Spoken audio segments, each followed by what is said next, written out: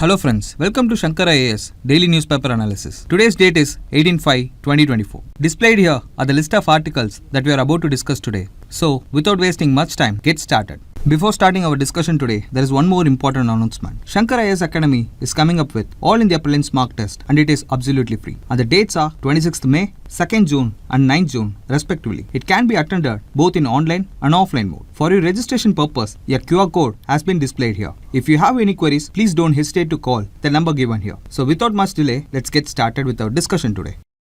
Look at this 2017 prelims question. Consider the following in respect of Indian Ocean Naval Symposium. The inaugural IONS was held in India in 2015 under the chairmanship of Indian Navy. IONS is a voluntary initiative that seeks to increase the maritime cooperation among the navies of the littoral states of Indian Ocean region. Which of the statements above are correct? 1 only, 2 only, both 1 and 2, neither 1 nor 2. Before answering this question, let us see about Indian Ocean Naval Symposium. See, it is a voluntary initiative that seeks to increase maritime cooperation among the navies of the littoral states of the Indian Ocean region by providing an open and inclusive forum for the discussion of regionally relevant maritime issues. The purpose of the symposium is to generate a flow of information between the naval professionals that would lead to common understanding and possibly cooperative solution. See, the IONS includes 24 nations that permanently hold territory that lies within the Indian Ocean region and 8 observer nations. They have been geographically grouped into following 4 sub-regions. They are South Asian littorals, West Asian littorals, East African littorals, Southeast Asian and Australian littorals. You can see the members of the grouping in the image given here. See, the inaugural IONS was held in New Delhi, India on 14th February 2008. Chief of Naval Staff of Indian Navy was designated the chairman of IONS for the period 2008 to 10. The theme of IONS 2008 was Contemporary Transnational Challenges, International Maritime Connectivities. So the statement 2 is correct and the statement 1 is not correct. The chairmanship of IONS rotates every 2 years within the membership. The chairmanship was held by India during the period of 2008 to 10 and by UAE during 10 to 12, South Africa during 12 to 14, Australia during 2014 to 2016, by Bangladesh from 2016 to 2018 and the Islamic Republic of Iran from 18 to 21. France assumed the chairmanship in June 2021 for a period of 2 years tenure, followed by Thailand in December 2023. See, India would take over the chair of IONS during 2025 to 2027, which is planned to be conducted in India in the end of 2025.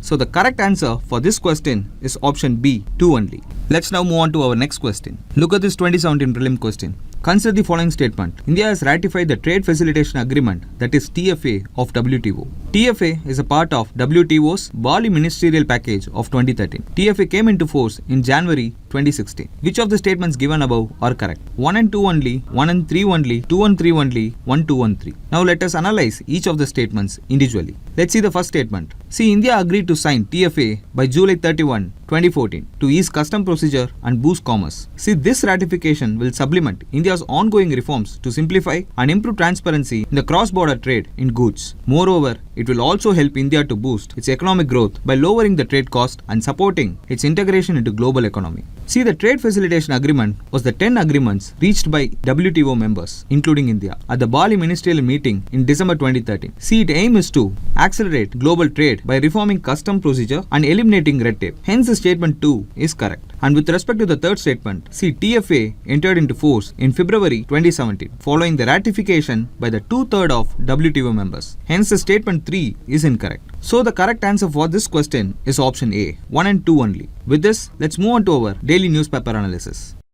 Look at this article. Several large public sector banks classified loans to HK Toll Road, a special purpose vehicle of Reliance Infrastructure, as non-performing during the January to March quarter. This is the crux of this article. In our discussion, let us see the steps taken by India in resolving NPA crisis. Firstly, let's see about Debt Recovery Tribunal, which was created in 2013. See, it was set up to reduce the time required for settling cases. This was governed by the Recovery of Debt Due to Banks and Financial Institutions Act 1993. Nextly, Mission Indradhanush of 2015. It is the most comprehensive reform undertaken to improve the functioning of the public sector banks. There are 7 components of reforms dealing from appointments, setting up of Bank Board Bureau, capitalization, de-stressing, empowerment, a framework of accountability and the governance reforms. Nextly, in 2016, India undertook a watershed reform called Insolvency and Bankruptcy Code. It provides a time-bound process to resolve insolvency. When a default in repayment occurs, creditors gain control over the debtor's asset and make decision to resolve the insolvency within 180 days. See, in 2021 to 22, Union Budget proposed of setting up an asset reconstruction company along with an asset management company to take over the stress assets from the banks. In this aspect, 2 bodies, that is National Asset Reconstruction Company (NARCL) and India Debt Resolution Company Limited (IDRCL) are created. The NARCL has been incorporated under the Companies Act and has applied to RBI for a license as an asset reconstruction company. Here, it is important to know that NARCL will pick up the bad loan above certain thresholds from the bank and would aim to sell them to the prospective buyers. The NARCL will also be responsible for valuing the bad loans to determine at what price they would be sold. The bad bank would provide the government receipt to the bank as it takes on NPA from the banks. State-owned banks will hold 51% of the stake, and while the financial institutions or the debt management company will hold the 49%. Secondly, let's see about IDRCL. See, along with NARCL, the government will also set up India Debt Resolution Company Limited (IDRCL), like it is said before. The IDRCL is a service company or operational entity which will manage assets and loop in the market professionals and turnaround experts. The public sector banks and the public financial institution will hold a maximum of 49% stake, and the rest will be with the private sector lender. So that's all about this discussion. Let's now move on to our next analysis. Look at this Indian Express explained article. It talks about the rules for the political parties to use state-funded media during the polls. See, Election Commission of India allocates broadcasting time on the state media based on the party performance in the previous election. For 2024 election, the national parties were given a minimum of 10 hours on Doordarshan and 15 hours on All India Radio. It's divided based on the 2019 vote shares. This regulation aims to ensure fair access but has sparkled debate over the free speech and media control. See, this is the crux of this given article. In our discussion today, let us see what are the legal provisions regarding the disqualification of MP and MLA in brief. See, the disqualification of a lawmaker is prescribed in 3 situations. Firstly, with Constitution, Article 102 and 191 provides for the disqualification of Member of Parliament and a Member of Legislative Assembly respectively. See, the grounds here include holding an office of profit or being unsound mind or insolvent or not having a valid citizenship. Secondly, the disqualification is given under 10th schedule of the Constitution. It provides disqualification of the members on the grounds of defection. The third is prescribed under the Representation of the People Act 1951. Since this law governs various aspects of election, it also provides for disqualification for the conviction in criminal cases. Now let us see what does Representation of the People Act say. See, the Section 8 of Representation of the People Act deals with disqualification for the conviction of certain offences. Let us see some of the subsections like Section 8(1)(a), which deals with promoting enmity between the two groups, bribery and undue influence or personation at an election. Moreover, Section 8(2)(a) lists offences dealing with hoarding or profiteering, adulteration of food or drugs, and for the conviction and sentence of at least 6 months for an offence under any of the provision of Dowry Prohibition Act. Going forward, see the Section 8(3)(a). This is an important article which disqualifies a convicted person who has been sentenced to imprisonment for not less than 2 years. Moreover, it is important to note here that he is disqualified from the date of such conviction and shall continue to be disqualified for the further period of 6 years since his release. The Section 9 deals with the disqualification for the dismissal for corruption or disloyalty. Lastly, the Section 10. It deals with the disqualification for the office under government company. That's all about this discussion. With this, let's move on to our next analysis.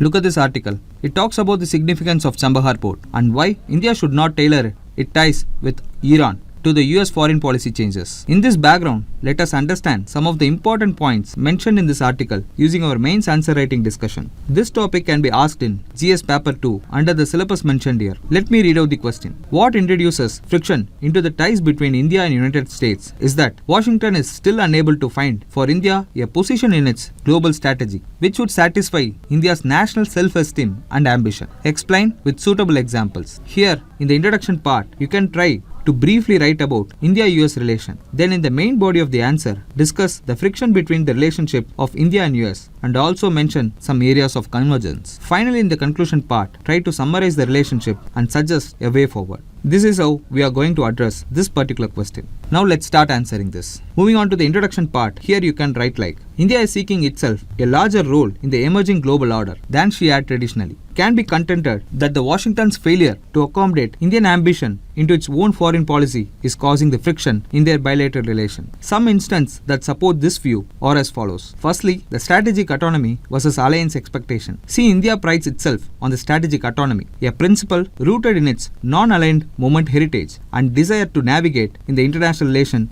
independently. The US, however, often views alliances in the more rigid and binary terms. Countries are either with them or against them. This is the fundamental differences that creates friction. For example, the Quad, that is the Quadrilateral Security Dialogue involving US, India, Japan and Australia, aims to counterbalance China's influence in the Indo-Pacific region. While India participates actively, it resists being seen as a formal military ally to avoid antagonizing China and to maintain its strategic autonomy. This reluctance sometimes frustrates US expectation for a more decisive partnership against China. Secondly, Iran and the Chabahar port. Know that India's engagement with Iran, particularly through the Chabahar port, underscores its pursuit of strategic interest independent of US sanction and policy. For example, despite US sanction on Iran, India continues to invest in the Chabahar port to gain the strategic foothold in the Afghanistan and Central Asia, bypassing Pakistan. This port is crucial for India's connectivity plans but places it at odds with the US hardline stance on Iran. While the US has at times provided sanction waivers for this project, it remains a point of friction. Thirdly, the defense procurement and the technology transfer.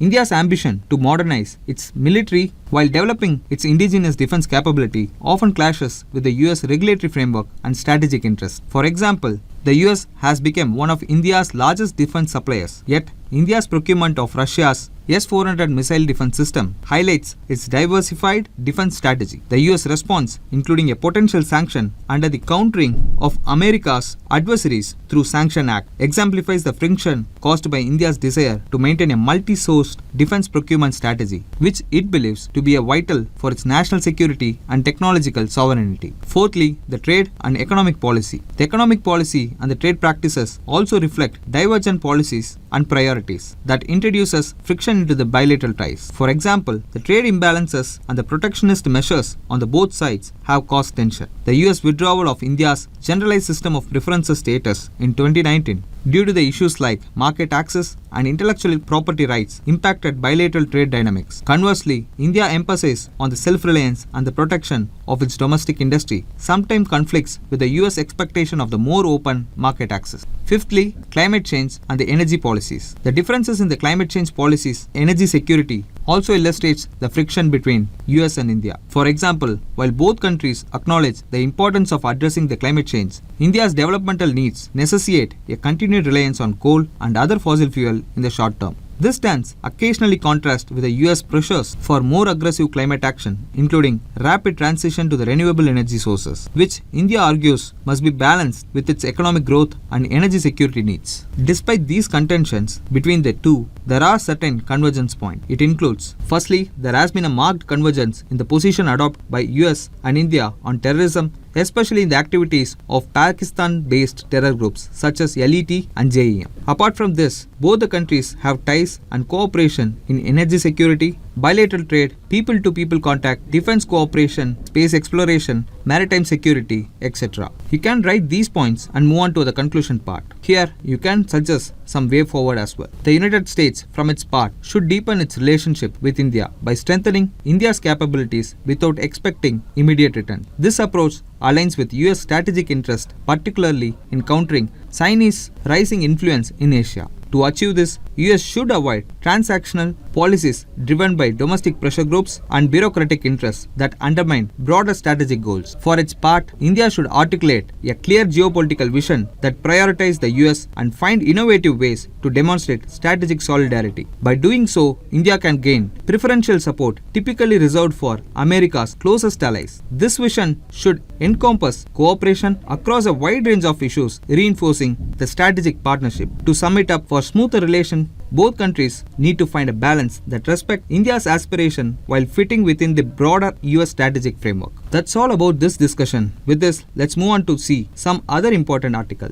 This article from the Hindu states that Enforcement Directorate tells Supreme Court it has evidence of Delhi CM Hawala links. With respect to this article, we have to stress on Enforcement Directorate and its basics. It comes very handy for this year prelims. See, the Enforcement Directorate actually originated in 1956 as Enforcement Unit under the Department of Economic Affairs. It was handling exchange control laws violation under Foreign Exchange Regulation Act 1947. Its headquarters is in Delhi and was headed by a legal service officer. But in 1957, the unit was renamed as Enforcement Directorate and another branch was opened at Madras. From 1960 to till now, Enforcement Directorate is under the Department of Revenue of Finance Ministry. It also has 5 regional offices headquartered at Mumbai, Chennai, Chandigarh, Kolkata and Delhi. And each regional office is headed by special directors of enforcement. Our next article from Business Standard states that election jitters drive FPI sell-off to $3 billion US. With respect to this one, we have to understand about the different types of foreign investment that are available in India. See, there are 2 main types of foreign investment available in India. They are FDI and FPI. Here, FPI means investment that are made through stock exchanges, that is, through the secondary market. Investment will be made in various financial instruments like shares, debentures of a company through the secondary market. According to SEBI, FPI is investment in shares of a company not exceeding 10% of the total paid up capital of the company. Any investment above the 10% is FDI, with which the foreign investor can exert the control in the management of the company. So, FDI is an investment from a party in one country into the business or a corporation in another country with an intention of establishing a lasting interest. Here, this lasting interest differentiates FDI from FPI, where the investor passively holds security from a foreign country.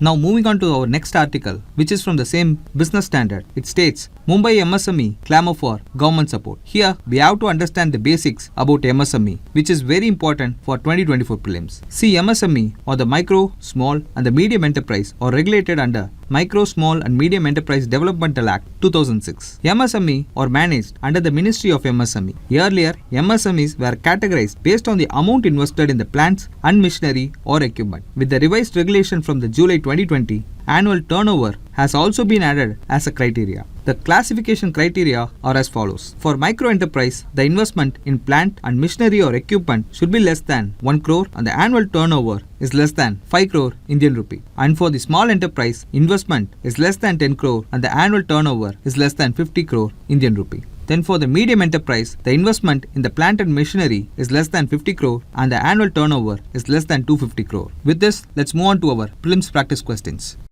Look at this first question. Consider the following statement. The Constitution of India provides for the disqualification of an MP if convicted in a criminal case. The 10th schedule of the Constitution provides for the disqualification of MP on the grounds of defection. Which of the statements given above are correct? 1 only, 2 only, both 1 and 2, neither 1 nor 2. The correct answer is B, 2 only. See, the statement 1 is incorrect. The Representation of the People Act 1951 mandates that an MP can be disqualified if convicted in the criminal cases. And the statement 2 is correct. Look at the second question. Which of the statements best describe the term Scheme for Sustainable Structuring of Stressed Assets recently seen in news? Option A. It is the procedure for considering ecological cost of developmental schemes formulated by the government. Option B. It is a scheme of RBI for reworking the financial structure of a big corporate entities facing genuine difficulties. Option C. It is a disinvestment plan of the government regarding the central public sector undertaking. Option D. It is an important provision in the Insolvency and Bankruptcy Code recently implemented by the government. And the correct answer is option B. It is the scheme of RBI for reworking the financial structure of the big corporate entities facing a genuine difficulty. So friends, that's all for today's discussion. If you like this video, please hit like, share and subscribe. Thank you.